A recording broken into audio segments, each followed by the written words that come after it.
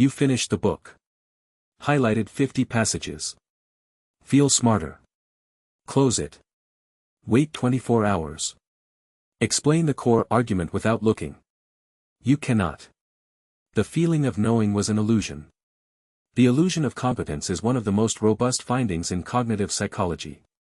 When you read, highlight, or watch tutorials, your brain creates a sensation of familiarity.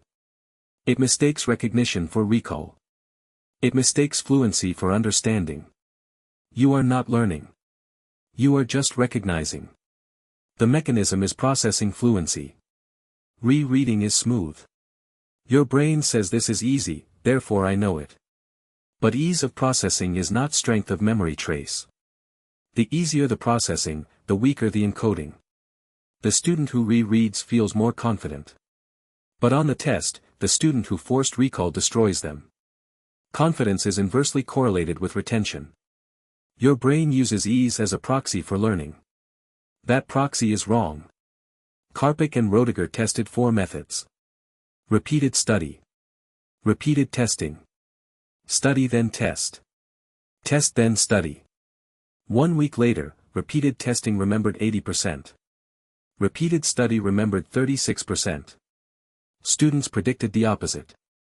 The strategy that feels productive is the least effective. The strategy that feels like struggling actually works. When you read, you use recognition. The answer is right there. When you recall, you reconstruct. Reconstruction strengthens neural pathways. Builds myelin. Makes memory accessible without the source. The Feynman technique works because you are forced to retrieve. The gaps in your explanation are your gaps in understanding. The discomfort is learning happening. The modern world exploits this. YouTube tutorials. Twitter threads. Courses. Optimized for consumption, not retention. You watch 10 hours of coding tutorials and cannot write "Hello World" without Googling.